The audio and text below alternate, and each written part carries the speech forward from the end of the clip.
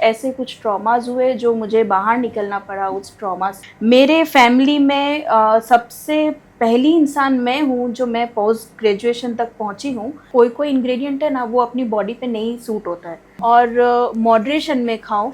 आप कुछ भी खा लो, आपका वेट गेन नहीं होगा। कोई भी चीज़ आप मॉडरेशन में लेते हो ना तो वो आपको हार्म नहीं करेगा। ब्लड टेस्ट आते हैं, वो चेक करवा के आप अपना डाइट शुरू कर सकते हो।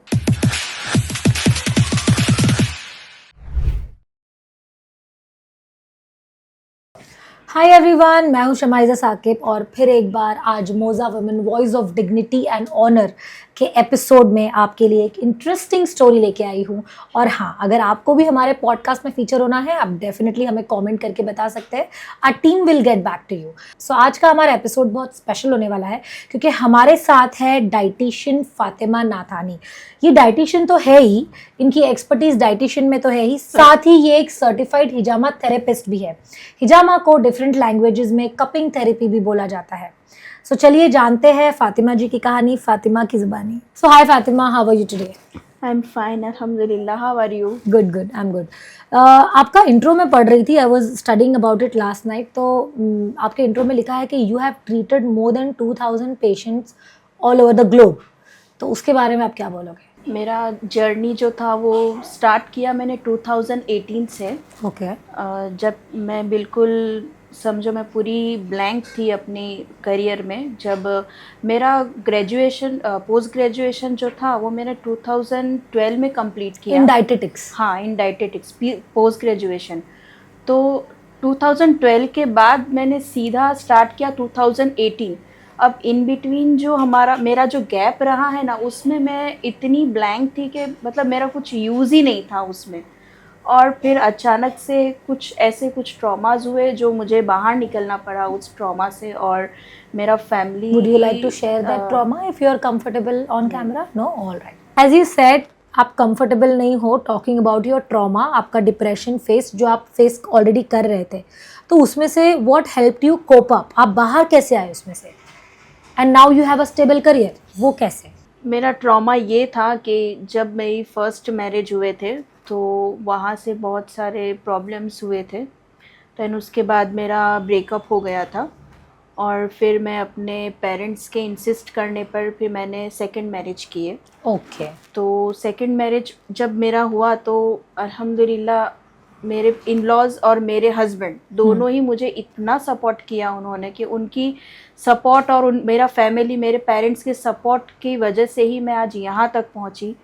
और जो मेरा ट्रॉमा जो मेरी कम्युनिटी में लोगों ने देखा, तो जो फैमिलीज अपनी बच्चियों को पढ़ाते नहीं थे, 10th 12th करके उठा लेते थे, तो उन लोगों ने वो वहाँ से उन लोगों को पढ़ाई शुरू कर दी कि नहीं, आपको कुछ भी बनना है और आप बन के रहोगे, चाहे आपको ज़िंदगी में कभी भी उसका यूज़ करना है। क्योंकि हमको नहीं मालूम कि कभी भी हमारा एजुकेशन हमको कब यूज़ करना है, हमको कभी नहीं पता। फ्यूचर किसका क्या है वो नहीं पता, लाइफ में कभी भी कुछ भी हो सकता है। तो मैं यही बोलूँगी कि आप सभी लोग अपने आप को एजुकेट करो, एक डिग्री हासिल कर लो, ताकि आप अपना कोई भी ख़राब वक्त अगर आता है, अल्लाह ना करे, तो आप उसको यूज़ कर सको।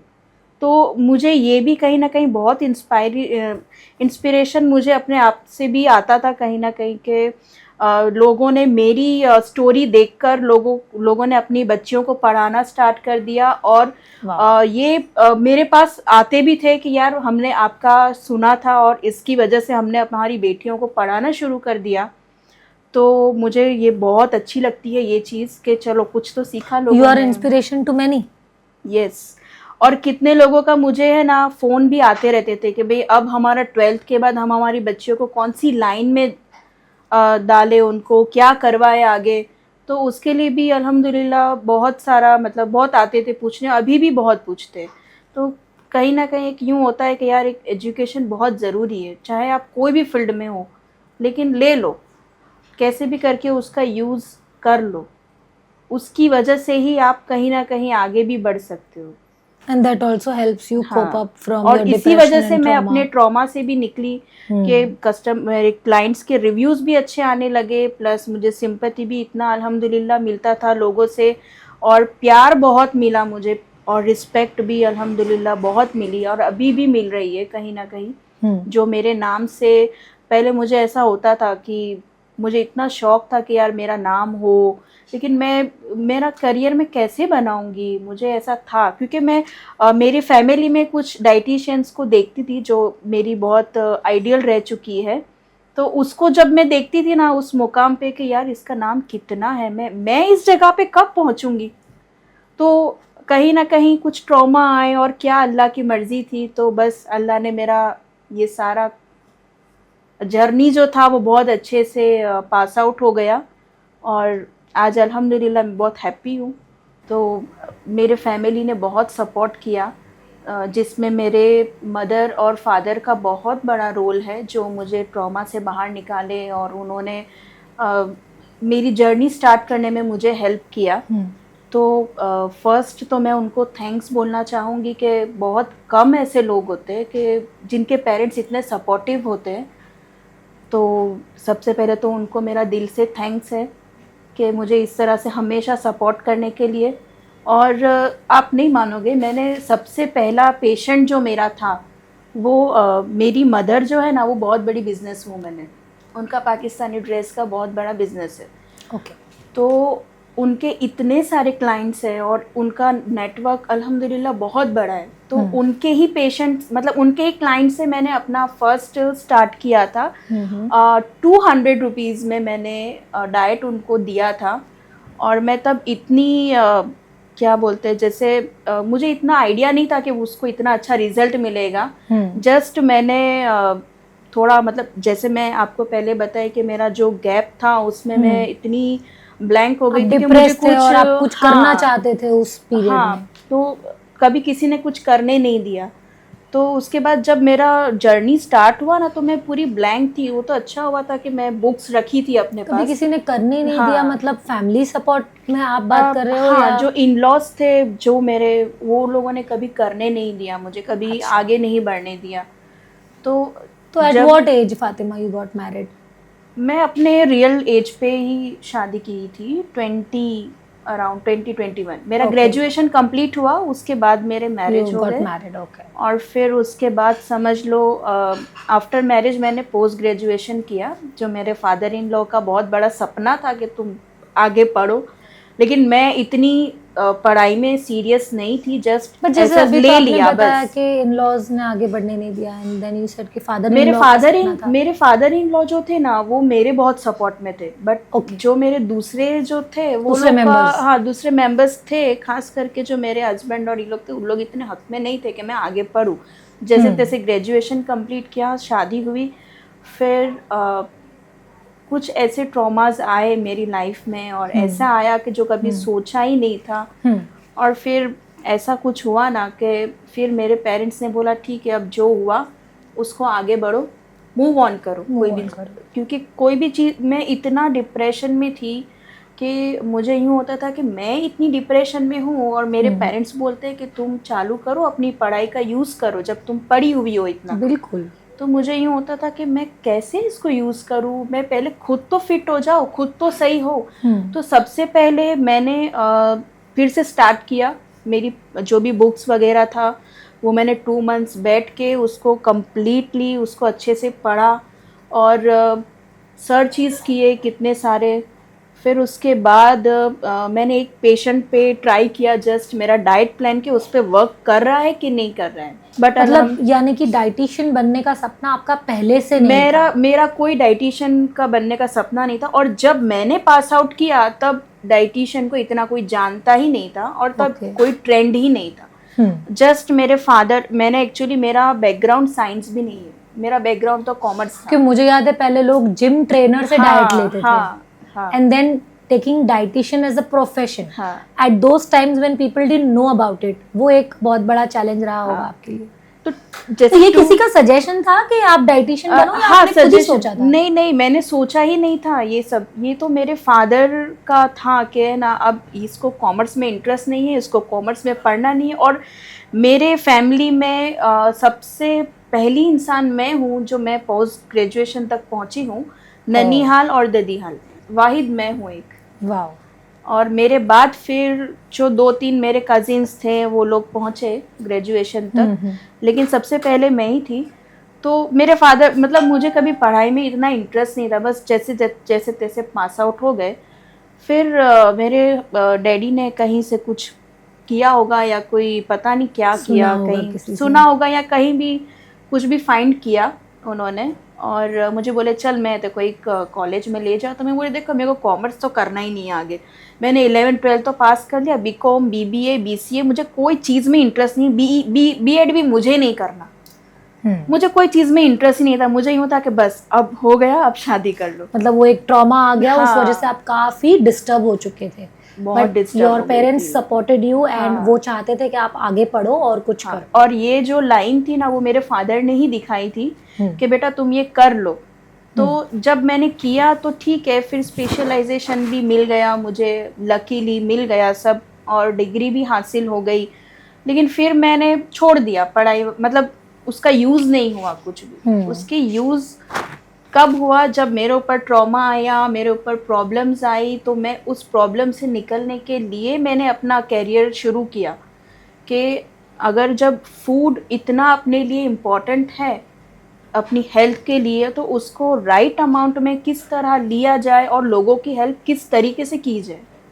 अच्छा, so the motive was helping people take right amount of food. हाँ, ओके। फिर बस यहाँ से मेरी जर्नी स्टार्ट। तो कभी सोचा था कि ये भी एक करियर बन सकता है? नहीं, मैंने सोचा ही नहीं था, बिकॉज जैसे मैंने बताया कि उस वक्त तो लोग आज भी मैक्सिमम लोग अपने जिम ट्रेनर से डाइट लेते हैं। नहीं, लेकिन अब नहीं लेते। इतना मुझे आइडिया है कि क्योंकि कितने जिम में जो जाते हैं ना, वो डाइट आके मेरे पास से ही लेते हैं। बोले यार आप डाइट लिख दो। मैं बोले अगर आप जा ही रहे हो तो उसके हिसाब से करो ना डाइट। नहीं, डाइट आप दो, क्योंकि आप है ना हमारी लाइफ का और हमारे इसका रूटीन समझते हो। बोले वो ट्रेनर नहीं समझती है। Right, this is the difference. तो ये डिफरेंस होता है। और दूसरा एक ये होता है कि मैं मतलब यहाँ पे जैसे हम लोग की कम्युनिटी है, तो कम्युनिटी में क्या वो लोग खाना पसंद करते हैं, क्या खाते, मैं उस हिसाब से डाइट देती हूँ। तो वो इजीली फॉलो भी हो जाता है लोगों से, और मतलब इतना कोई प्रॉब्लम नहीं आता। और वो लोग वेट लूज भी करते हैं। अगर कोई मेडिकल कंडीशन लेके आता है तो वो भी क्योर होता है। Okay, so that's how your journey started after a trauma in your life. हाँ, सो 2000 पेशेंट्स, आपने मोर देन 2000 पेशेंट्स को अभी तक ट्रीट कर चुके हो आप, तो वहाँ तक कैसे पहुँचे आप? From starting your journey to just treating your mother's customer, one customer, to reaching goal. जब है ना मैंने स्टार्ट किया ना, तो मेरी मतलब मम्मी की जो क्लाइंट थी ना, उस पर मैंने दिया, उसको बोला कि अब तुम 1 मंथ के बाद आना। मुझे ऐसा था कि ये कुछ करने वाली है नहीं, उसको जस्ट मैंने दिया। लेकिन वो इतनी उस पर पैशनेट थी और उसने किया। और जब वो लेके आई ना, तो मुझे इंटरेस्ट जागा कि नहीं यार, जब ये कर सकती है तो बाकी लोग क्यों नहीं कर सकते। तो यहाँ से मेरा जर्नी स्टार्ट हुआ कि यार अब मुझे इसके ऊपर वर्क ऑन करना है, मैं अपने आप को अपग्रेड करूँ कि भाई अब किस तरीके की डाइट्स है और क्या पेशेंट पे अपनाया जा सकता है। मैंने बहुत सारे पेशेंट्स पे एक्सपेरिमेंट्स भी किए जो मुझे बहुत अच्छे रिजल्ट मिले उसके। और वो बोलते हैं ना कि अल्हम्दुलिल्लाह ऐसा गया कि कभी कोई चीज़ ना फेल होके नहीं आई कि भाई ये पेशेंट पे ये चीज़ फेल हो गई, ऐसा नहीं हुआ। तो वो एक मोटिवेशन था आपके लिए? बस वो जैसे जैसे लोगों के जो फिर आने लगे ना, रिव्यूज़ आने लगे, उन लोग की मेडिकल कंडीशन धीरे धीरे ठीक होने लगी, तो वो अंदर से इतना मुझे सुकून आता था और इतना मुझे एनकरेज होता था कि मुझे होता था कि अब मैं ना और अच्छे से करूँ और उस पर मेहनत करूँ। और फिर इस तरीके से मैंने कितने सेमिनार्स अटेंड किए, कितने डॉक्टर्स की मीटिंग अटेंड की, फिर कितने हेल्थ कैंप्स किए। आपने बहुत अवेयरनेस हेल्थ कैंप्स भी किए हैं मेरे यहाँ पे ज्वाइन करने के बाद। रियली क्या आपको उस वक्त लगता था कि अवेयरनेस कम है लोगों में डाइट और फूडिंग को लेके, स्पेशली फीमेल्स? अभी भी कुछ लोगों की बहुत मेंटालिटी वो है, लेकिन उन लोग को बहुत समझाना पड़ता है। But later on they can understand कि नहीं, कहीं ना कहीं अगर हम लोग कर रहे फॉलो तो वो इजी टू मैनेज भी है और बजट फ्रेंडली भी है। और मतलब दूसरों से, मतलब ये जो अभी हर्बल लाइफ है और दूसरी कौन सी कंपनीज के प्रोडक्ट्स है, उससे बेटर है कि आप हेल्दी वे में और किचन बेस्ड डाइट फॉलो करो, रिजल्ट तो मिलता ही है। खाना तो खा ही रहे हो, बट उसको हाँ, कितना अमाउंट में राइट वे में Right कैसे amount में, कंज्यूम हाँ। करना है, that is important, rather than going with different हाँ। ब्रांड्स ऑफ जो आपको वेट लॉस के टैबलेट्स वगैरह देती है, तो वो भी सेफ नहीं है कहीं ना कहीं। होममेड पाउडर्स सेल करते हैं कुछ लोग, जैसे हर्बल पाउडर है, दिस दैट, तो वो कितना सेफ होता है लेना बॉडी के लिए? देखो, आप कोई भी पाउडर या अगर लेते हो ना, तो फर्स्ट आप इंग्रेडिएंट्स चेक करो कि उसमें क्या इंग्रेडिएंट है और आपकी बॉडी पे क्या सूट करता है, आपको कौन सा इंग्रेडिएंट चलता है। कितनी बार क्या होता है कि कोई कोई इंग्रेडिएंट है ना, वो अपनी बॉडी पे नहीं सूट होता है। जो भी देखो, आप जो भी काइंड ऑफ पाउडर्स ले रहे हो, तो उसका इंग्रेडिएंट चेक करना ज़रूरी है। और अगर आपकी बॉडी पे सूट करता है और हर्बल है और हेल्दी है, तो आप ले सकते हो। जैसे अगर कोई 3-4 पाउडर मिक्स करके अगर आपको कोई दे रहा है, जैसे ज़ीरा, सौंफ, कोरिएंडर सीड्स, अगर इसका ही पाउडर है तो इट्स वेल एंड गुड, वो आपकी बॉडी पे कहीं ना कहीं हार्म नहीं करेगा। लेकिन हाँ, अगर कुछ इश्यूज़ है, जैसे डाइजेशन इश्यूज़ है, ब्लोटिंग है, एसिडिटी है, कॉन्स्टिपेशन है, तो वो सारे इश्यूज़ को क्लियर करने में आपको हेल्प करेगा। तो अच्छा, तो इस टाइप का आप ले सकते हो। बाकी फिर जो बहुत ज़्यादा जो एक्सपेंसिव और बहुत अलग अलग आयुर्वेदिक हर्ब्स होते हैं जिसमें, वो आप लेना अवॉइड करो। Okay, so you mean to say कि अगर आपका कोई भी बॉडीली प्रॉब्लम है, चाहे वो इंटरनल है या एक्सटर्नल है, उसके अकॉर्डिंग आपको डाइट लेनी चाहिए। और अगर आप लेते भी हो ना, अगर कोई पाउडर या कुछ भी, तो आप कोई हेल्थ प्रोफेशनल से पहले आप कंसल्ट करके आप लो, क्योंकि कुछ चीज़ें क्या है कि उन लोग को आइडिया अच्छा होता है, तो वो उस हिसाब से आपको गाइड करते हैं। So, Fatima, according to you, what is healthy diet? Healthy diet is one that nourishes the body in a balanced way. Okay. तो जो भी आप चीज़ें ले रहे हो, वो हर चीज़ एक प्रॉपर अमाउंट में होनी चाहिए और एडुकेट होनी चाहिए, ठीक है। जैसे आप बहुत ज़्यादा फ्रूट्स एंड वेजिटेबल्स का इंटेक कर सकते हो, देन लीन प्रोटीन मास ले सकते हो, हेल्दी फैट्स ले सकते हो, देन नट्स एंड सीड्स आप ले सकते हो, देन हाइड्रेशन बॉडी में बहुत होना ज़रूरी है। तो ये एक हेल्दी वे है जो आप अपनी बॉडी को बहुत अच्छे से इनकरेज कर सकते हो और नरिश कर सकते हो। जैसे वर्किंग हाउसवाइफ्स होती है, होम मेकर्स, जो जिम नहीं जाती, और उनको अगर वेट लॉस करना है, तो उनको घर में ही आप क्या डाइट सजेस्ट करोगे? हम लोग घर में डज एंड डोंट्स बहुत इजी और किचन बेस्ड डाइट फॉलो करने के लिए मैं बोलती हूँ उन लोग को, क्योंकि उनको उनके साथ साथ घर वालों के लिए भी खाना बनाना होता है। तो उनके खाने के साथ ही हम लोग ये बोलते हैं कि आप जो भी खाना खा रहे हो, वो पोर्शन कंट्रोल में खाओ और मॉडरेशन में खाओ। आप कुछ भी खा लो, आपका वेट गेन नहीं होगा। जैसे पोर्शन कंट्रोल में क्या होता है कि अगर आपने 2 रोटी 3 रोटी ले रहे हो, राइस भी ले रहे हो और सब्जी भी ले रहे हो, दाल भी ले रहे हो, तो एक प्रॉपर अमाउंट में आप उनको एजुकेट करते हैं कि आप यही चीज़ें खा सकते हो, मगर एक मॉडरेशन में और पोर्शन कंट्रोल करके खाओ। जैसे आप 1 रोटी ले लो, पहले आप सैलेड से स्टार्ट करो, थोड़ा 1 प्लेट जितना सैलेड ले लो, ठीक है। उसके बाद आप 1 रोटी सब्जी दाल, ठीक है। और अगर आपको राइस लेना है तो 15 to 20 टेबल स्पून आप राइस ले लो, ताकि सब चीज़ मेंटेन और पूरा मैनेज हो जाए और आपको भूख भी ना लगे। 15 to 20 टेबल स्पून राइस हम खा सकते हैं। तो हैं। डाइट पतला होने के लिए, डाइट करने के लिए राइस छोड़ना चाहिए, ऐसा कुछ नहीं, ये एक मिथ है कि भाई राइस छोड़ दो, कोई बोलता है रोटी छोड़ दो, कार्ब्स छोड़ दो, शुगर भी बोलते हैं। शुगर, पर कोई भी चीज़ आप मॉडरेशन में लेते हो ना, तो वो आपको हार्म नहीं करेगा। ओके। क्योंकि कार्बोहाइड्रेट्स भी हमारी बॉडी के लिए बहुत ज़रूरी है, जो हमको बहुत अच्छे से एनर्जी देता है, जो हमारे को पूरा दिन उस काम करना होता है। तो जब आप कार्ब्स नहीं लोगे तो आपको ताकत हिम्मत कहाँ से आएगी? राइट। तो थोड़ा तो लेना चाहिए। और प्लस वो जिम भी नहीं जा रहा है, जैसे मैंने बोला कि some people are not addictive to gym. जैसे अगर मेरी बात करो तो sometimes I am lazy also, मुझे मेरा टाइम सेट नहीं होता, या sometimes I feel lazy because I am tired. तो हम लोग उसको ये बोलते हैं कि अगर आपने देखो, अगर आपके पास जिम जाने का टाइम नहीं है, तो फिर आप ये चीज़ कर सकते हो कि आप खाना खाने के बाद थोड़ी देर के बाद, आधे घंटे के बाद, या पूरे दिन में कभी भी एक 30 मिनट्स की वॉक कर लो। ओके। ताकि थोड़ा आपका वेट मेंटेन हो जाए और आपने जो कैलोरीज इंटेक की है वो भी आपका यूज होना स्टार्ट हो जाए। और खाना खाने के और- बाद गर्म पानी पीना कैसा है? नहीं, वो बिल्कुल भी नहीं। देखो, खाना खाने के बाद आधा घंटा या 1 घंटे तक कोई भी लिक्विड्स नहीं लेने चाहिए।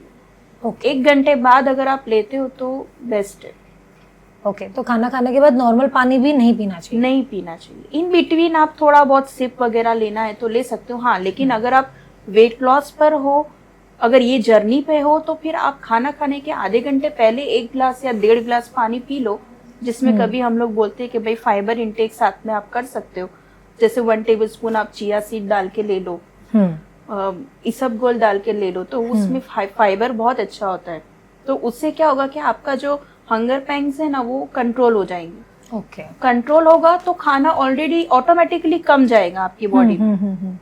तो हम लोग जो होम मेकर्स होते हैं ना, उनको ये इजी स्टेप्स उनको बताते हैं कि वो आप फॉलो कर सकते डाइट कितने टाइप्स के होते हैं? हैं। डाइट तो बहुत सारे टाइप्स के, अभी नावाडेज तो इतना इसका ट्रेंड है। इंटरमिटेंट है, वेगन डाइट है, कीटो डाइट है, फैट डाइट्स आती है। कितने टाइप के डाइट होते हैं फातिमा?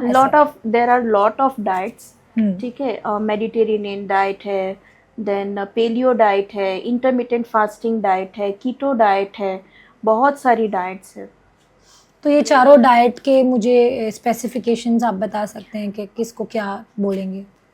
मेडिटेरेनियन डाइट में नॉर्मली क्या होता है कि हम लोग को फ्रूट्स एंड वेजिटेबल्स बहुत ज़्यादा उनको लेने होते हैं। देन उनका जो सोडियम कंटेंट जो भी रहता है वो हम लोग कम देते हैं, ठीक है। देन उसमें नट्स एंड सीड्स बहुत अच्छे से लेना होता है, और लो फैट डेयरी आप उसमें दे सकते हो। और इंटरमिटेंट क्या है कि इंटरमिटेंट एक फास्टिंग साइकिल्स होती है, जिसमें विंडो रहता है, एक 16 और 8 आवर्स का रहता है। कुछ लोग फॉलो करते हैं 12 to 14, कुछ लोग 8 और 16 का करते हैं। तो वो हर लोग अलग अलग अपनी साइकिल्स बनाते हैं। तो ये बॉडी टाइप और क्या प्रोफेशन है उसके ऊपर डिपेंड करता है? हाँ, उस पर डिपेंड करता है। कीटो डाइट में क्या होता है कि आपको उसमें हाई फैट होता है, उसमें high fat low carb diet लेना है आपको, और एडिकेट प्रोटीन लेना है आप। वेगन डाइट में पूरा वेजिटेरियन होता है, उसमें आप नॉनवेज कुछ भी नहीं ले सकते हो, और वो ज़्यादातर प्लांट बेस्ड होता है। हाँ, ये वेगन क्या है? बिकॉज वेगन में मिल्क भी आलमंड मिल्क होता है। हाँ, आलमंड मिल्क आप ले सकते हो, सोया मिल्क ले सकते हो, हेम्प मिल्क ले सकते हो। बट क्या वो मिल्क उतना ही न्यूट्रिएंट वाला होता है जो हमारा एनिमल मिल्क होता है उसके कंपैरिजन में? हाँ, आप ले सकते हो, इसके सबके अलग अलग बेनिफिट्स हैं कि पर आपको कौन से इसमें जाना है, मतलब कौन सा मिल्क आप ले सकते हो। जैसे अगर आपको कभी किसी को लैक्टोज इंटॉलरेंस प्रॉब्लम है, अगर आपको काउ मिल्क, बफेलो मिल्क नहीं चलता है, तो फिर आप आलमंड मिल्क पे जाओ, आप सोया मिल्क पे जाओ, आप हेम्प मिल्क पे जाओ। So Fatima, how to take a complete diet with food and supplement, यानी कि आप फूडिंग भी कर रहे हो और आपको सप्लीमेंट भी पूरा मिल रहा है अच्छे से? जो कंप्लीट डाइट है वो एक होल और नेचुरल फूड से की जाती है। जैसे आप मुझे सप्लीमेंट्स का पूछ रहे हो, तो सप्लीमेंट्स जो है ना, वो एक गैप को फिल करेंगे, ठीक है। अगर हमारे बॉडी में कोई डेफिशिएंसी आती है तो वो उसको गैप को मिटाएगा वो, ठीक है, लेकिन रिप्लेस नहीं करेगा। ओके तो इससे बेटर है कि आप जितना नेचुरल फूड्स पे जाओगे और होल फूड्स पे जाओगे तो वो ज़्यादा बेटर रहेगा आपके लिए। तो सप्लीमेंट्स अगर लेना है तो ठीक है, कभी अगर फॉर एग्जांपल किसी का आयरन कम होता है, तो आप आयरन कम है तो उसके लिए आप लीफी वेजिटेबल्स पे फोकस कर सकते हो, लीन प्रोटीन पे फोकस कर सकते हो, नट्स एंड सीड्स पे फोकस कर सकते हो, ठीक है। कास्ट आयरन में अपना खाना बनाओ जिससे आयरन बहुत अच्छे से एब्जॉर्ब हो, तो उस चीज़ पे आप कर सकते हो फोकस। हाँ, अगर आपको अगर ये सब चीज़ों का टाइम नहीं मिलता है, खाने का टाइम नहीं मिलता है, तब आप सप्लीमेंट लेके अपना जो भी गैप है ना वो फिल कर सकते हो। तो जैसे फातिमा, आपको तो पता होगा कि ऑयल के बिना तो खाना बनता ही नहीं है, तो ऐसा हेल्दी ऑयल तो नहीं बोलूँगी, healthy oil is never healthy, but कौन से ऑयल में हमें अपना खाना बनाना चाहिए? देखो, अभी तो मार्केट में तो बहुत सारे ऑयल्स आते हैं, तो रिफाइंड ऑयल जितना हो सकता है उतना आप अवॉइड कीजिए। बट अगेन वही चीज़ होती है ना कि रिफाइंड लिखा होता है, बट वी नेवर नो कि वो रिफाइंड है या नहीं। नहीं, आप कोल्ड प्रेस पे जा सकते हो ना। आप कोल्ड प्रेस वालों का यहाँ पे कितने शॉप्स भी है खुली हुई है जो सिर्फ कोल्ड प्रेस ऑयल ही रखते हैं वो लोग। ओके। तो आप वहाँ से बाई कर सकते हो। आप कोई भी इसका ले सकते हो। मस्टर्ड सीड भी अच्छा है, ऑलिव ऑयल भी अच्छा है, देन ग्राउंडनट भी आप ले सकते हो। तो कोई भी फॉर्म में आप ऑयल कोई भी ले सकते हो ऑयल, मगर आप कोल्ड प्रेस ऑयल पे जाओ, रिफाइंड ऑयल से बेटर है। Okay, so that is more healthy. उसमें खाना ऑलिव ऑयल बनाना बहुत अच्छा माना जाता है, तो ऑलिव ऑयल स्किन के लिए भी अच्छा है, हेयर के लिए भी अच्छा है। ओके, सो वेट लॉस डाइट के क्या मिथ्स है जो जैसे बोलते हैं ना कि ये नहीं करो तो ये खाओगे तो आपका वजन बढ़ जाएगा, ये करोगे तो आपका वजन उतर जाएगा, तो ये जो सोसाइटियल मिथ्स है उसके बारे में आप कुछ चीज़ें क्लियर कर दीजिए।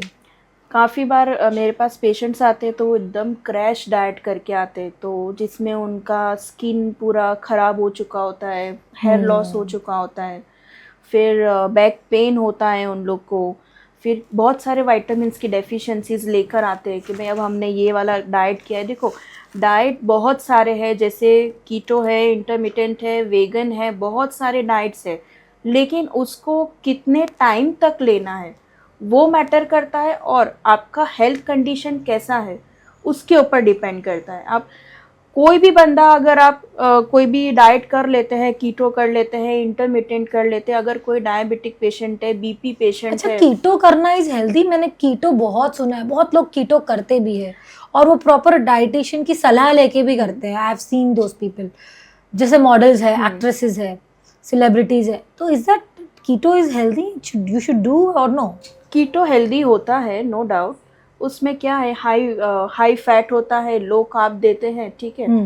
तो उससे क्या होता है, ठीक है, फैट आपका बर्न हो जाता है, लेकिन वो भी मैं यही कहूँगी कि उसको भी लॉन्ग टाइम तक नहीं लेना है। जो कितने लोग साल भर 2 साल तक लेते हैं, कंटिन्यू करते हैं, और फिर पूरा बॉडी को पूरा ख़राब करके आते हैं। तो एक आइडियल टाइम जो होता है ना वो बॉडी का, जो हम लोग कोई भी डाइट करो आप 1 मंथ और लास्ट 3 मंथ्स, उससे ज़्यादा कोई डाइट नहीं करनी चाहिए। आप इंटरमिटेंट भी आप मतलब टेम्पररी बेस पे कर सकते हो, ठीक है। कितने भी डाइट्स ले लो, कहीं ना कहीं फ्रूट्स, वेजिटेबल्स, हेल्दी फैट्स, वो सब में इंक्लूड होता है। तो जब अगर इंक्लूड होता ही है तो क्यों इतनी सारी डाइट्स फॉलो करनी है।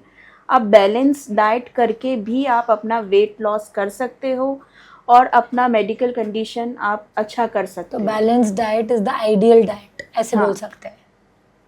और जैसे मिथ्स होते हैं ना वेट लॉस को लेके, सोसाइटियल मिथ्स होते हैं, ये करो इससे वजन बढ़ जाएगा, ये करो इससे वजन आपका घट जाएगा। तो उसके बारे में आप, क्योंकि आप you deal with a lot of patients जो ऐसी चीज़ें लेके आपके पास आते होंगे, तो वैसे लोगों को आप क्या मैसेज देना चाहोगे?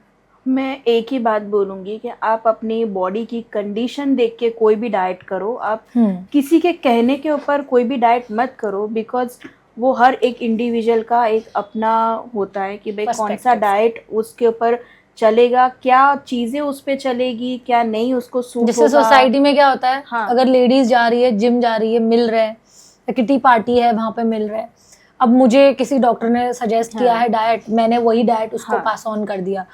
अब वो मेरे लिए था, जो मेरी डॉक्टर ने मुझे प्रिस्क्राइब किया था, that was for me according to my metabolism, according to my body type and profession. लेकिन लेडीज में ये ज्यादा होता है कि अच्छा मैं डॉक्टर के पास जाके आई हूँ, मुझे ये चीजें मिली, you also start following. But जरूरी नहीं है कि जो मुझे चल रहा है वो उसको भी चले, या जो मुझे सूट हो रहा है वो उसको भी सूट हो। सो एवरी इंडिविजुअल को एक बार डाइटिशियन से कंसल्ट करके फिर डाइट शुरू करना चाहिए जी, और किसी के कहने पे नहीं, कहने पे तो बिल्कुल भी नहीं। और अगर आप जब डाइट अपना जो भी जर्नी स्टार्ट कर रहे हो, तो सबसे पहले आप मेक श्योर कि आप कुछ ब्लड पैरामीटर्स, जो अपने ब्लड टेस्ट आते हैं, वो चेक करवा के आप अपना डाइट शुरू कर सकते हो। और एक बात ये कहना चाहूँगी कि कुछ लोग होते हैं जो सप्लीमेंट्स, टीवी में आया तो सप्लीमेंट शुरू कर दिया, चलो मुझे भी ये लेना है, कहीं से कुछ भी एडवर्टाइज आई तो सप्लीमेंट्स कुछ भी आपने लेना स्टार्ट कर दिया, तो ये कहीं ना कहीं आपको हार्म करेगा। तो सप्लीमेंट्स लेने के पहले आप ब्लड टेस्ट करवाओ, अगर आपकी बॉडी में डेफिशिएंट हो आप, तो वो सप्लीमेंट लो, वरना क्या होगा कि एक्सेस हो जाएगा, तो आपको कहीं कोई एक्सेस हो जाएगा तो आपको प्रॉब्लम कुछ और हो जाएगी, तो आपको आइडिया ही नहीं आएगा कि मुझे क्या हो रहा है और किस वजह से हो रहा है। जैसे कुछ लोगों को फातिमा जी क्रेविंग्स भी होती है, जैसे कुछ चौक खाने की हाँ। आदत होती है, किसी को लिड होता है, हम्म। किसी को मिट्टी खाने का क्रेविंग होता है, किसी को रॉ राइस का होता है, जैसे मुझे रॉ राइस खाने का बहुत क्रेविंग है। अच्छा। कच्चे चावल, प्लस किसी को आइस क्यूब्स खाने का होता है। सो ये सब अलग अलग डेफिशिएंसीज की वजह से होता है या दिस इज नॉर्मल? नहीं, ये सही आपने बोला है, क्योंकि कितनी बार आयरन डेफिशिएंसी होती है तो आइस खाने का दिल करता है।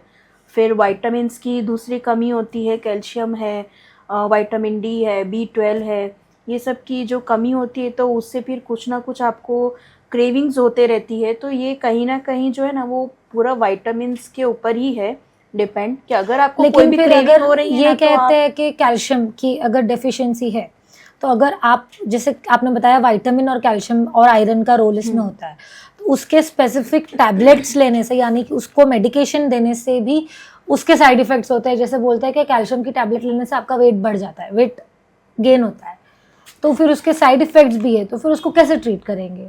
देखो, कुछ है ना तो कंपनीज आती है जो कुछ ऐसे सप्लीमेंट्स आते हैं जो एक बहुत अच्छी कंपनीज के भी होते हैं जिसमें वेट गेन नहीं होता है। हम लोग ज़्यादातर वो वाले प्रोडक्ट्स उन पेशेंट्स को देते हैं जो वेट लॉस पे है, तो भाई उनको इस तरीके का ऐसा कोई सप्लीमेंट दो जिससे उसका नीड भी हो जाए और उसका वेट गेन भी नहीं हो।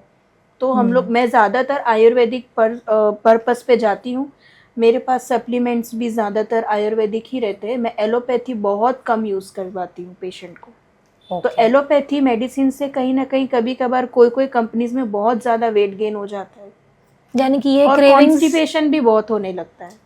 यानी कि ये क्रेविंग्स ट्रीट हो सकती है, but these are normal, like ये सबको होती है। हाँ, सबको होती, लेकिन अब जब ये हो रहा है ना तो आप उसको बहुत अच्छे से ट्रीट कर सकते हो आप।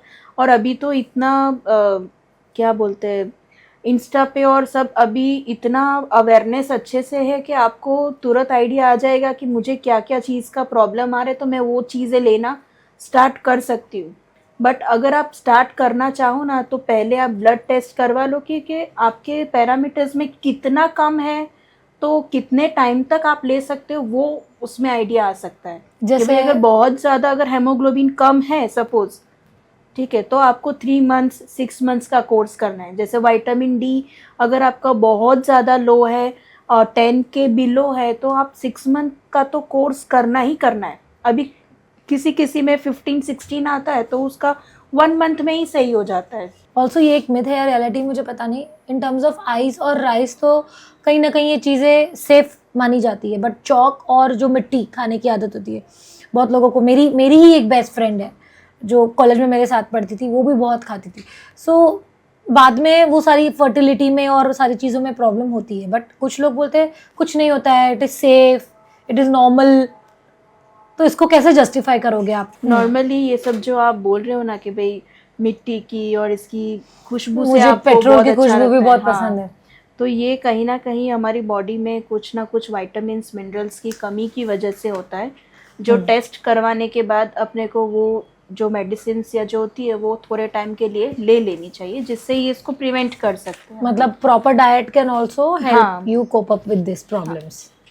ओके, और एक प्रेग्नेंट वुमन को आप क्या आइडियल डाइट देना चाहोगे? क्योंकि प्रेगनेंसी में तो बहुत अलग अलग क्रेविंग्स होती है, जो चीज़ हमने कभी खाई नहीं है, सोची नहीं, उसकी भी क्रेविंग्स होती है। So how to deal with that? ठीक है, सबसे पहले तो स्टार्टिंग में आप हेल्दी नट्स एंड सीड से स्टार्ट कर सकते हो अपना डाइट जो भी है। देखो यहाँ पे अगर आप सबसे पहले सुबह में उठ के जो ओवरनाइट सोक्ड नट्स होते हैं ना वो आप ले लोगे ना स्टार्टिंग में ही, तो जो डे स्टार्ट कर रहे हो ना आप, तो वहाँ से ही आपका हेल्दी स्टार्ट हो जाता है। तो मे बी क्रेविंग्स भी नहीं होगी आपको, और जो प्रॉब्लम्स आती है आप जो प्रेगनेंसी में प्रॉब्लम्स आते रहती है तो उस चीज़ से भी आप कहीं ना कहीं बच जाओगे, जो ओवर ईटिंग नहीं हो। ठीक है, तो आप यहाँ से स्टार्ट कर सकते हो। देन उसके बाद आप एक हेल्दी नाश्ता ले लो, जिसमें आप ओट्स का दलिया या ओट्स का पॉरेज बना के ले सकते हो, एग्स ले सकते हो। ठीक है, देन फिर आप मिड मॉर्निंग में कुछ जूस ले सकते हो वेजिटेबल्स का, या तो फिर आप होल फ्रूट खा सकते हो, ठीक है। देन उस मतलब एवरी 2-3 आवर्स पे आपको कुछ ना कुछ खाते रहना है, जिससे आपका जो क्रेविंग्स है ना वो नहीं होगा। अच्छा, क्रेविंग्स की बात ही आई है तो I would want you to share a few examples of your patients. जैसे कई बार ऐसा भी होता होगा ना, मैंने तो आपको कुछ 4-5 चीज़ों की क्रेविंग्स बताई जो बहुत कॉमन है, बट कुछ ऐसा डिफरेंट आपने आपके करियर में ट्रीट किया हो? क्रेविंग्स है ना, कितनी बार लोगों को जंक फूड की होती है, जंक फूड का भी ट्रीट किया है, फिर शुगर खाने की बहुत ट्रीट होती है कि कुछ भी मीठा कैसे भी करके खा ले। और जब स्पेशली जब डाइट पे होते हैं ना, तब एक अलग ही उन लोग को क्रेविंग्स होती है। किसी को एकदम से लेमन खाने का दिल करता है, किसी को एकदम कुछ चीज़ खट्टी खानी होती है।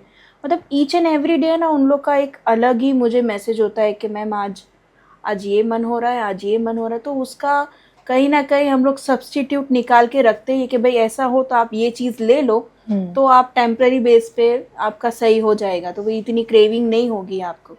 बहुत अजीबोगरीब प्रॉब्लम्स लेकर आते हैं वो लोग कि जैसे मैंने तो कभी अपनी इसमें पढ़ाई में भी नहीं देखा हूँ, और अभी तो इतनी प्रॉब्लम्स बढ़ गई है कि कोई क्या क्या प्रॉब्लम्स लेके आता है। किसी को कोई आँखों का ऐसा कोई प्रॉब्लम होता है जिसमें क्या बोलते हैं उसमें हम लोग है ना विटामिन ए रिच फूड्स, नहीं नॉर्मली क्या देखा जाता है कि अगर किसी को आँखों में नज़र कम होता है तो उनको विजन का प्रॉब्लम, हाँ विजन प्रॉब्लम होता है, तो आप विटामिन ए रिच फूड्स दे दो, ठीक है, तो उससे उसका विजन सही होगा, उसको विटामिन ए विटामिन सी सब मिलेगा। लेकिन कुछ पर्टिकुलर प्रॉब्लम्स में ऐसा मैंने देखा है जिसमें विटामिन ए तो देना ही नहीं है।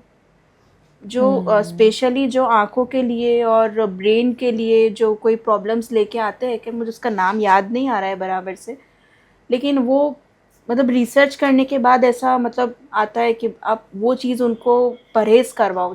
हालांकि ये चीज़ें डॉक्टर्स उनको नहीं बताते ये चीज़ कि भाई ये चीज़ नहीं खानी है, ये खाना, सीधा बोल देते ठीक है जाओ आप डाइटिशियन से मिल लो, ठीक है। तो मेरा पर्सनली ये रहता है कि मैं अगर कोई ऐसी प्रॉब्लम लेके आता है तो पहले मैं उसका रिसर्च करती हूँ पूरा अच्छे से, और फिर उसको नेक्स्ट डे डाइट देती हूँ ताकि उस पे अपने को रिजल्ट मिले। अच्छा, स्लीप पैटर्न के बारे में, स्लीप डिस्टर्बेंस, जैसे मेरा ही एग्जांपल ले लो, I am the biggest example of this, कि मुझे नींद नहीं आती है रात को। I can't sleep before 4-5 normally.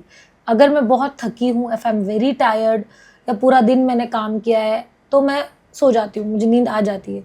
But normally मुझे नींद नहीं आती, मैं सुबह तक जागती हूँ फिर सोती हूँ। तो इसमें मुझे क्या इम्प्रूव करना चाहिए? Whether it is my diet is a issue, या फिर कोई और इशू है, या फिर अगर डाइट से सॉल्व हो सकता है तो कैसे, and how does it effect? आप सबसे पहले है ना अपना लाइफस्टाइल चेंज करो। लाइफस्टाइल में ये होगा कि आप जो सोना उठना बैठना खाना पीना जो भी है ना वो टाइम टू टाइम करो। बट जैसे ये लॉन्ग टर्म है, दिस इज नॉट स्टार्टेड अभी वो थोड़ा टाइम आपको, जब आप स्टार्ट करोगे ना तो बहुत प्रॉब्लम आएगा। और स्टार्टिंग में समझ लो अगर आपका बहुत पहले से है ना तो महीना 2 महीना 3 महीना right from I was a teenager, like 12-13 साल की थी तब से ये इशू तो है। जब तो बहुत सारे लोगों को भी होगा जैसे मुझे है। हाँ बहुत सारे मेरे पास भी पेशेंट्स आते हैं ना, तो उसमें इंसोम्निया तो उनका कॉमन प्रॉब्लम रहता और है। अब ना ये this has become a psychological fact in my mind that I can't sleep because I am an insomniac, and literally I say this to people, मैं इंसोम्नियाक हूँ, मुझे बीमारी है रात को ना सोने की। तो वो मैंने अपने दिमाग में बैठा लिया है। It has become psychological I guess now. Psychology के हिसाब से ही होता है ये, क्योंकि जब आप जो सोचते हो ना बॉडी उसी तरीके से वर्क करना स्टार्ट कर देती है।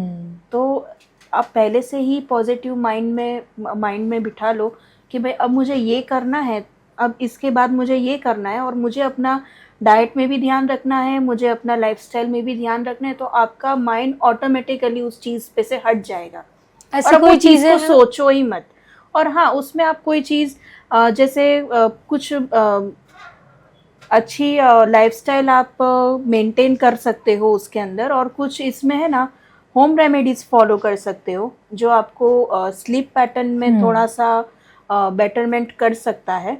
जैसे आप सोने के 2 घंटे, मतलब आपने डिनर 7-8 बजे के करीब किया है, तो आप 9:30-10 बजे के करीब एक ड्रिंक आता है वो आप ले सकते हो, जैसे कैमोमाइल टी है, ठीक है, उसके अंदर आप पिंच नटमग पाउडर डाल के आप ले सकते हो। फिर आप उससे नींद आ जाएगी। उससे डेफिनेटली नींद आ ही जाती है।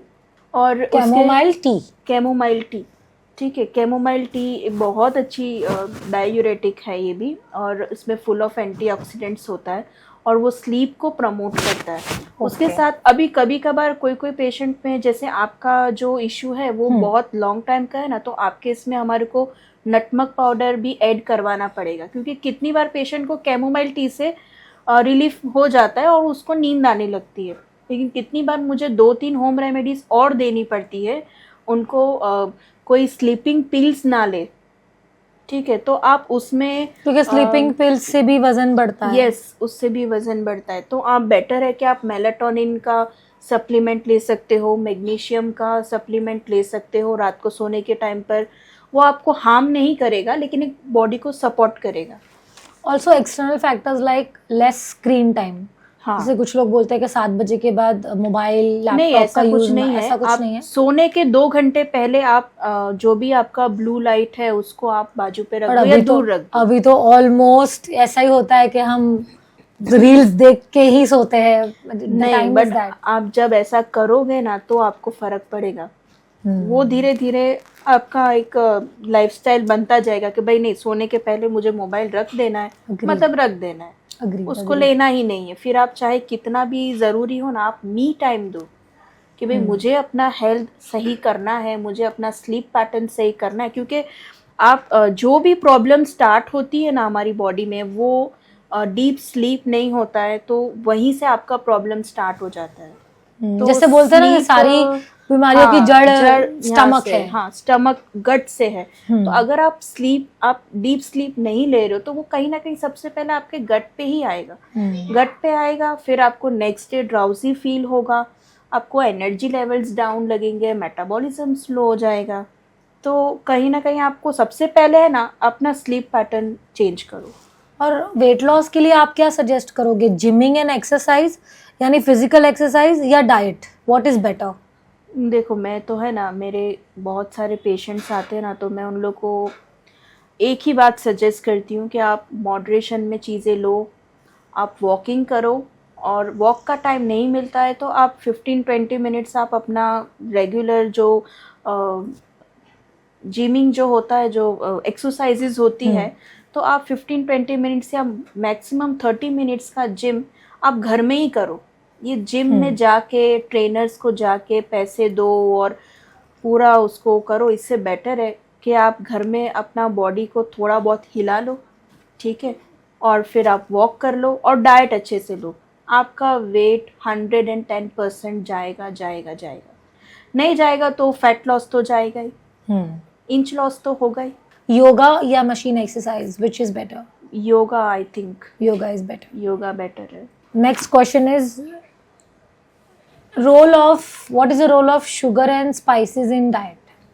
देखो, शुगर से पता चलता है, जैसे कि एक्सेस अगर हम शुगर लेते हैं बॉडी में तो वो हमारी बॉडी को हार्म करता है और बहुत सारे हेल्थ इश्यूज होने लगते हैं। गरम मसाला जो होता है उसमें वो एक अपनी खुद की ही उसकी अरोमा होते हैं, उसका एक अलग बेनिफिट होता है, ठीक है। जैसे हम लोग एग्जांपल टर्मरिक का ले सकते हैं कि टर्मरिक एक एंटी इन्फ्लामेटरी प्रॉपर्टी उसमें है, तो अगर आप उसको लेते हो, कोई भी पेशेंट, आप कोई भी बंदा कोई भी ले सकता है। अगर आप जिंजर टर्मरिक टी ले रहे हो सपोज, तो वो आपका बॉडी में कहीं ना कहीं अगर किसी को इन्फ्लामेशन है तो वो भी कम करेगा, प्लस माइग्रेन अभी बहुत ज़्यादा चल रहा है, तो बहुत ही अच्छी होम रेमेडी और सिंपल और बहुत ही क्विक रेमेडी है, जो बस आपने 1 इंच जिंजर लिया, पिंच हल्दी डाला और पिंच ब्लैक पेपर पाउडर, उस सब को आपको 2 मिनट आपने बॉईल किया, सीव करके आपने ले लिया,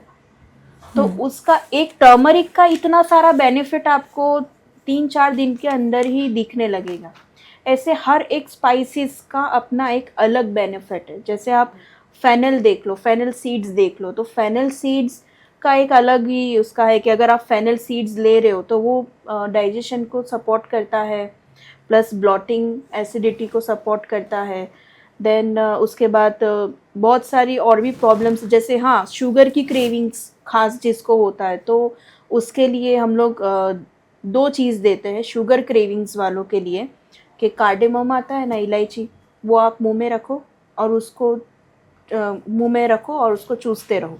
तो उससे क्या होगा कि एक स्वीट टेस्ट आएगा और डायूरेटिक भी है, प्रीबायोटिक भी है, तो वो कहीं ना कहीं हेल्थ का बेनिफिट भी देगा आपको और शुगर क्रेविंग भी कम करेगा। इसके अलावा आप फेनल टी ले सकते हो, फेनल ऐसे चबा के ले सकते हो। सो मेल और फीमेल बॉडी के लिए अलग अलग डाइट्स होते हैं या one diet works for both? नहीं, दोनों के लिए अलग अलग डाइट होते हैं और ईच एंड एवरी पेशेंट और इंडिविजुअल का अलग डाइट होता है कि उसको क्या मेडिकल कंडीशन है, उसका क्या रूटीन है, उस हिसाब से सेट किया जाता है। जैसे मेल्स में कैलोरी ज़्यादा होती है और फीमेल्स में कैलोरीज कम लेनी होती है, तो उस हिसाब से सेट किया जाता है। जैसे पीरियड्स के मामले की अगर बात की जाए तो बहुत सारी फीमेल्स पीरियड्स को रोकने के लिए कुछ टैबलेट्स खा लेती है, तो हाउ इज़ दैट सेफ? मुझे तो नहीं लगता वो सेफ़ है, बट जैसे कोई भी फेस्टिवल आ रहा हो खा लिया, या जल्दी चाहिए तो कुछ और खा लिया, तो उसके बारे में आप थोड़ा एलैबोरेट करके बताएंगे? ये इतना हार्मफुल है बॉडी को और हमारा साइकिल इतना डिस्टर्ब हो जाता है ये पिल्स लेने से, जो 21 डेज़ का आता है, कोई 10 डेज़ में ले लेते हैं, तो ये कहीं ना कहीं बॉडी पे हार्म तो होता ही है, प्लस वेट गेन होता है। और मैंने देखा है कि फीमेल्स रैंडमली ये करती है, मतलब विदाउट डॉक्टर कंसल्टेशन, बस जस्ट मुझे जाना है and I don't want periods now, तो टैबलेट ले लिया। बट ये बिल्कुल नहीं करना चाहिए। इसकी जगह पे आप होम रेमेडी से आप अपना डिले कर सकते हो पीरियड्स, या होम रेमेडी से आप जल्दी भी ला सकते हो। तो यहाँ पे मैं आपको कुछ शेयर करूँगी 1-2 होम रेमेडी, जो अगर आपको डिले करना है, सपोज अगर आपको कहीं घूमने जाना है या कहीं भी XYZ जो भी करना है आपको, तो आपका माइंडसेट इतना होना चाहिए कि मुझे इतने दिन पहले से उसको डिले करना है। तो आप जैसे मेडिसिन लेते हो तो आप थोड़े दिन पहले से स्टार्ट कर देते हो ना, तो इससे बेटर है कि आप वही होम रेमेडी इतने दिन पहले से स्टार्ट कर दो। जैसे होम रेमेडी में आता है कि जो अगर हमको पीरियड्स डिले करना है सपोज, तो उसके लिए पेट में ठंडक करना है, ठीक है। तो ठंडक करने के लिए आप प्रून्स ले सकते हो, ठीक है। ब्लैक मुनक्का आता है, ब्लैक रेजिन्स आता है, तो उसको भिगा के ले सकते हो। ब्लैक किशमिश, हाँ, ब्लैक किशमिश ले सकते हो। देन उसके बाद आप कोरिएंडर सीड्स का वाटर ले सकते हो, जो नॉर्मली बहुत ठंडा होता है, लेने के बाद बॉडी में जो हीट होता है ना उसको कहीं ना कहीं वो सप्रेस करता है, तो वो ले सकते हो। देन आप तुक बालंगा आता है जो सब्जा सीड्स बोलते हैं, तो सब्जा सीड्स को आप भिगा के ले सकते हो कुछ दिनों तक। देन उसके बाद आप सौंफ की चाय बना के ले सकते हो। इससे कितना डिले होगा? इससे आराम से 1 वीक तो हो जाता है, डिले हो जाता है। हाँ, 1 वीक 2 वीक्स, अब कितना ले रहे हो, कितने दिन तक ले रहे हो, कितना दिन कंटिन्यू कर रहे हो, उसके ऊपर डिपेंड करता है। तो ये चीज़ों से आप अपना पीरियड्स को डिले कर सकते हो। इसबगोल भी बहुत अच्छा है कि आपने लिया और 1-2 दिन 3 दिन तो आराम से निकल गया, ठीक है। अब जैसे किसी को जल्दी चाहिए तो फिर उसके लिए क्या करें? उसके लिए आप सिनेमन टी ऐड कर सकते हो, मेथी वाटर ऐड कर सकते हो। देन ब्लैक सेसमे सीड्स का पानी आता है, और जैसे पाउडर आता है उसको आपको ब्लैक सीड्स आती है उसको आपको पाउडर बनाना है। और अपना जो डेट है, जैसे सपोज़ अगर आपका डेट 25 है तो आप 20 डेट से ही लेना स्टार्ट कर दो, ताकि वो टाइम पे आ जाए आपको, ठीक है। तो आप सुबह शाम पिंच लेकर उसको नॉर्मल गर्म पानी में डिज़ोल्व करके आप ले सकते हो। उससे क्या होगा कि आपका पीरियड्स फास्ट आ जाएगा। ओके, PCODs में नॉर्मली देखा जाता है कि पीरियड्स डिले होता है नेचुरली, सो PCODs वालों के लिए आप क्या डाइट देना चाहोगे? डज एंड डोंट्स, बिकॉज ये प्रॉब्लम्स आजकल टीनेज लड़कियों में भी है। It's not only about women, also about young girls. PCOD में हम लोग है ना नॉर्मली हाई फाइबर डाइट देते हैं, हाई प्रोटीन डाइट देते हैं और लो कार्ब्स डाइट देते हैं, जिसमें वो बहुत अच्छे से वर्क करता है उनकी बॉडी पे। और कुछ होम रेमेडीज़ हम लोग ऐड करते हैं जिससे उनको पीरियड्स आने में प्रॉब्लम्स सही होती है, और प्लस उनके जो सिम्टम्स होते हैं ब्रेस्ट टेंडरनेस हो जाता है, PMS होता है जो हम लोग को पीरियड्स बहुत पेन के साथ आता है। तो पीरियड्स का जो पेन होता है उसमें भी लड़कियां मेफ्टिल स्पास नाम की टैबलेट आती है वो खाती है, बट मुझे मेरी डॉक्टर ने ड्यूरिंग माई टीनेज बोला था कि इसको बेटा जितना आप बर्दाश्त कर लो उतना बेटर है rather than having a medicine. बिल्कुल सही बोला है उन्होंने। कुछ होम रेमेडीज़ होती है जो हम लोग मसाज कर सकते हैं, तो उसमें आप सेक ले सकते हो। मस्टर्ड सीड का जो उसको गर्म करके वो ऑयल को उससे आप मसाज करते हो ना, तो आपका PMS बहुत अच्छे से कम हो जाता है। और इसके अलावा एक होम रेमेडी PMS के लिए खास है, जो ज़ीरा, सौंफ और कोरिएंडर सीड्स और जिंजर, ये सबको आपको बॉईल करके ये पानी दिन में 3 बार पियो, तो उससे ब्लॉटिंग भी नहीं होगा और आपको PMS भी नहीं होगा। और एक और मिथ है कोकोनट वाटर को लेके, टेंडर कोकोनट जो नारियल का पानी होता है, वो कहते हैं कि शाम को 7 बजे के बाद इवनिंग में नहीं पीना चाहिए और मॉर्निंग में ही पीना चाहिए। तो हाउ मच राइट और रॉन्ग इज़ दिस? क्योंकि मैं बचपन से सुन रही हूँ शाम को नहीं पीना चाहिए, सुबह में पीना चाहिए। ऐसा कोई मिथ नहीं है, उसको आप कोई भी टाइम कंज्यूम कर सकते हो, लेकिन देखो ईच एंड एवरी इंडिविजुअल का एक अलग रहता है कि भाई उन लोग, किसी को सूट होता है किसी को नहीं होता है। किसी को शाम के बाद पीते हैं ना तो गैस बनना स्टार्ट हो जाता है।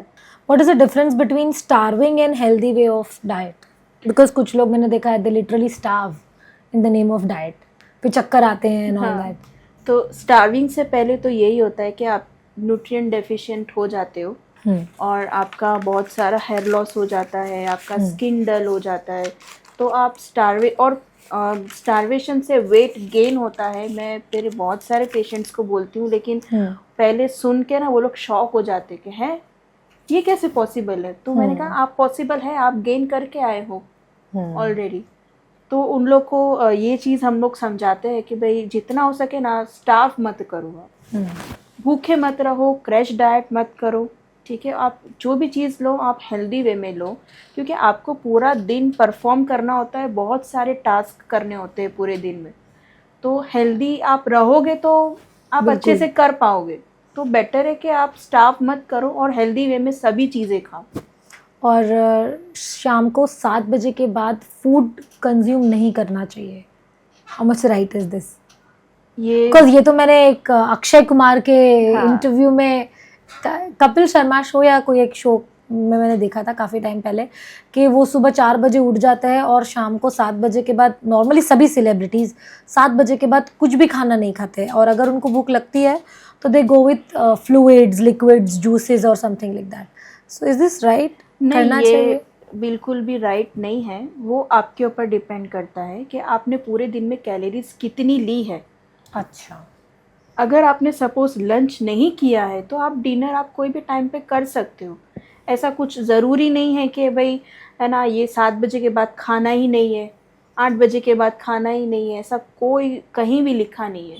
और कितनी बार जब इंटरमिटेंट फास्टिंग पे होते हो आप, तो उसमें तो साइकिल ही ये रहती है कि पूरा दिन खाना है, बस रात को ख़त्म हो गया। और कितनी बार कोई कोई ऐसे डाइट करते हैं कि जो रात में लेते हैं और सुबह से पूरा फास्टिंग पे चले जाते हैं। मैंने ऐसी भी लोगों की डाइट्स देखी है कि वो लोग ऐसे भी करते हैं। तो ये कहीं ना कहीं ऐसा कोई ज़रूरी नहीं है, लेकिन हाँ पॉसिबल, आप जितना हो सके उतना आफ्टर सनसेट मत खाओ, क्योंकि वो एक आयुर्वेदिक वे में भी बताया गया है कि आफ्टर सनसेट आपका बॉडी में वाता पित्ता दोषास जो भी होते हैं वो कहीं ना कहीं बहुत अप डाउन्स होते रहते हैं। तो आप बिफोर सनसेट आप अपना डिनर कंप्लीट कर लो, तो पॉसिबल हो सके तो आप करो। नहीं तो अगर आपके पूरे दिन में कैलोरीज आप जितना ले रहे हो उस हिसाब से अगर कैलोरी कम है तो आप अपने हिसाब से रात को भी आप एडजस्ट कर सकते हो। अच्छा फातिमा जी, जैसे आपने बताया कि आप डाइटिशियन के साथ साथ एक सर्टिफाइड हिजामा स्पेशलिस्ट भी है। हिजामा यानी कपिंग थेरेपी, मैंने 1-2 बार करवाया है कपिंग। उसमें 2 टाइप्स आते हैं I guess, dry cupping and wet cupping, ऐसा कुछ होता है। सो उसके बारे में थोड़ा सा बताइए कि वो क्यों करवाना चाहिए, कौन कौन से प्रॉब्लम्स उससे हील होते हैं? हिजामा सबसे पहले तो हमारे नबी की सुन्नत है, तो और एक अल्टरनेटिव मेडिसिन है, ठीक है, जो हील होती है, जो स्किन पे सक्शन किया जाता है और फिर उस पे स्कार्स किए जाते हैं और उसके ज़रिए आपका जो ब्लड में इम्प्योरिटीज़ होती है, टॉक्सिन्स होता है, वो निकाला जाता है। तो कुछ लोग वेट कपिंग से डरते भी हैं।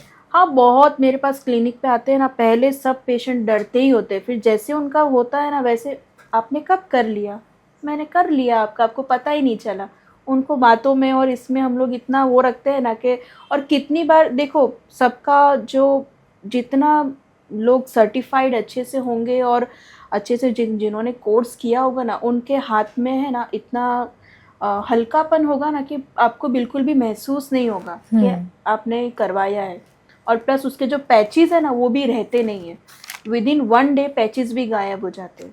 ओके, तो हिजामा के बेनिफिट्स? हिजामा के बेनिफिट्स ये है कि सबसे पहले तो वो अपना पूरी बॉडी में से टॉक्सिन निकालता है, इम्प्यूरिटीज़ जो भी ब्लड में है वो निकाल देता है। और इसके ये रहते हैं कि आप कोई भी बॉडी में अगर कहीं भी इन्फ्लामेशन है, कहीं भी सूजन है बॉडी में, या कहीं भी आपको पेन है, जैसे नेक पेन है, बैक पेन है, शोल्डर पेन है, देन साइटिका का पेन है जो हिजामा से बहुत जल्दी रिलीफ मिलता है, तो वो पेन को ख़त्म करता है। मतलब अल्टीमेट क्या है कि उस विदाउट मेडिसिन वो इन्फ्लेमेशन को ख़त्म करता है और ब्लड के ज़रिए हमारा पूरा इम्प्योरिटीज़ जो भी ख़राब चीज़ है ना वो पूरा डिटॉक्स करता है बॉडी को। और ये कोई भी पेशेंट करवा सकते हैं। नॉर्मली हम लोग तो बीपी वालों को भी करते हैं और डायबिटीज़ वालों को भी करते हैं, जिसका ब्लड शुगर भी थोड़ा लो हो जाता है और मतलब उनका सब चीज़ कंट्रोल में आने लगता है। तो और मैंने सुना है कि वाले के हाँ, लिए वेट बहुत लॉस अच्छा के लिए है। भी किया वेट जाता है। लॉस, हाँ, इंच लॉस उसमें बहुत अच्छे से होता है। जब आप डाइट पे हो ना, तो डाइट के साथ आपको हिजामा का सेशंस लाजमी लेना चाहिए, जिससे आपका इंच लॉस बहुत अच्छे से होता है, प्लस बॉडी डिटॉक्स होता है, पूरा खराबी निकल जाती है आपकी बॉडी में। और हाँ, पीसीओडी के लिए, इनफर्टिलिटी के लिए हिजामा इज़ द बेस्ट रेमेडी। उसमें मैंने बहुत सारे रिजल्ट्स देखे हैं और कितनों को अल्हम्दुलिल्लाह इनफर्टिलिटी के जो भी केस आते हैं तो उनको डाइट और हिजामा के ज़रिए से बेबी हुए भी हैं। ओके, हाँ। So which is better, dry cupping और वेट कपिंग? बेनिफिशियल क्या रहता है ज़्यादा? ड्राई कपिंग क्या होता है, उसमें आपका है ना ब्लड नहीं निकलता है, उसमें इंसिशंस नहीं होते, उसमें खाली सक्शन करके, मालिश करके सक्शन करते हैं और उसमें थोड़ी एक्सरसाइज करवाते हैं। जैसे पेन रिलेटेड अगर आपको है तो आप वो ड्राई कपिंग पे कभी जा सकते हो। और वो कब जा सकते हो, क्योंकि देखो जो वेट कपिंग है ना, जिसको हिजामा बोलते हैं, वो आप 1 इन अ मंथ करवा सकते हो। अगर किसी को पेन का बहुत प्रॉब्लम है, बहुत सीवियर पेन रहता है, तो हम लोग एक बार इसका वेट कपिंग होता है, फिर आफ्टर 8 डेज़ या 10 डेज़ के बाद हम लोग ड्राई कपिंग करते हैं, जिससे थोड़ा सा इन्फ्लेमेशन में भी फ़र्क पड़ जाता है और पेन मैनेज हो जाता है। तो ड्राई में ये रहता है कि भाई आपको उसमें ब्लड नहीं होता है, और वेट में वो रहेगा कि सक्शन करके आपका इंसिशंस लेकर और ब्लड निकालते हैं उसमें। और वो टॉक्सिक ब्लड होता है बॉडी का, वो टॉक्सिक होता है, वो निकलना भी ज़रूरी होता है। yes. सो फातिमा, डाइट और हिजामा के बारे में तो काफ़ी नॉलेज ले लिया। अब at the end of the session बारी है, आप मुझसे एक सवाल पूछो जो आप काफ़ी टाइम से पूछना चाह रहे हो। ऐसा कुछ होगा? मे बी मुझे बहुत टाइम से आपसे ये क्वेश्चन करना था कि जो आप पॉडकास्ट कर रहे हो तो उसका क्या मोटिव है, आपको क्या बेनिफिट है उसका? मोज़ा से सिर्फ मेरा खुद का बेनिफिट नहीं है, जितनी भी लेडीज़ मेरे पास यहाँ पे आएगी पॉडकास्ट के लिए, उन सभी का बेनिफिट है इसके अंदर। बिकॉज़ मेरा मोटिव ये है कि जैसे आप इंस्टाग्राम डेली स्क्रॉल करते हो तो आप कुछ ना कुछ रील्स देखते रहते हो ना, और आपको बहुत अच्छी अच्छी पर्सनालिटीज़ की रील दिखती है जो ऑलरेडी कुछ फेमस है अपनी फील्ड में, या लोग ऑलरेडी जानते हैं, जिनके फॉलोअर्स ज़्यादा है, उनको नॉर्मली बुलाया जाता है, सीट पे बिठाया जाता है और उनको सवाल पूछे जाते हैं। अब वो ऑलरेडी कुछ अचीव कर चुके हैं लाइफ में, बट हम जैसी कॉमन विमेन, हम भी तो रोज़ हमारी फील्ड के लिए उतना ही काम करते हैं, उतने ही एफर्ट्स लगाते हैं जितने वो लगा रहे हैं। उनको सक्सेस मिल चुका है, वो they are already at that point where they are getting interviewed. तो हम जैसी लेडीज़ की कहानी का क्या? तो मेरा मोटिव मोज़ा के थ्रू ये है कि ऐसी कॉमन विमेन की स्टोरीज़ भी बाहर आनी चाहिए और लोगों तक पहुंचनी चाहिए, ताकि उनको भी पता चले कि हम हमारी फील्ड में कितना काम कर रहे हैं, कितना टाइम दे रहे हैं, सब कुछ साथ में मैनेज करते हुए. So that this is vision of Moza. So Fatima ji से आज हमने काफ़ी सारी चीज़ें जानी, सीखी, डाइट के बारे में जाना, राइट फूड इनटेक के बारे में जाना. मुझे तो काफ़ी नॉलेजेबल लगा आपका session and I hope you all might have also enjoyed the same. So Fatima ji से अगर आपके कोई भी सवाल है, आपको कुछ भी पूछना है, डेफिनेटली आप कमेंट सेक्शन में कमेंट करके पूछ ही सकते हो. बट अगर कोई इन्हें विजिट करना चाहता है तो फातिमा जी मैं आपसे रिक्वेस्ट करूंगी कि यहाँ पे आप अपनी क्लिनिक का एड्रेस दे दे. मेरा क्लिनिक का एड्रेस है फातिमा टावर, और फातिमा टावर अडाजन पाटिया, शॉप नंबर 6, और क्लिनिक का नाम है फातिमाज मल्टी स्पेशलिटी क्लिनिक, जहाँ पे हम 3 डॉक्टर्स बैठते हैं. डॉक्टर आसिफ समोल बैठते हैं, देन फिजियोथेरेपिस्ट भी अवेलेबल है, और फिर शाम को मेरा टाइम रहता है, जो मेरा टाइम है 5:30 से 8:30 बजे तक होता है. तो 5:30 से 8:30 के बीच आप फातिमा जी को विजिट कर सकते हैं और अपने प्रॉब्लम्स उनके साथ डिस्प्ले करके डिस्कस भी कर सकते हैं. फातिमा जी की स्टोरी सुन के मुझे तो काफ़ी इंस्पिरेशन मिला और काफ़ी मोटिवेशन मिला है and I hope you might have also felt the same. और अगर आपको भी लगता है कि आपकी कहानी हमारे पॉडकास्ट में फीचर होनी चाहिए, डेफिनेटली नीचे कमेंट करिए. मैं फिर मिलूंगी आपसे मोज़ा women voice of dignity and honour के अगले एपिसोड में. Till then like, share and subscribe.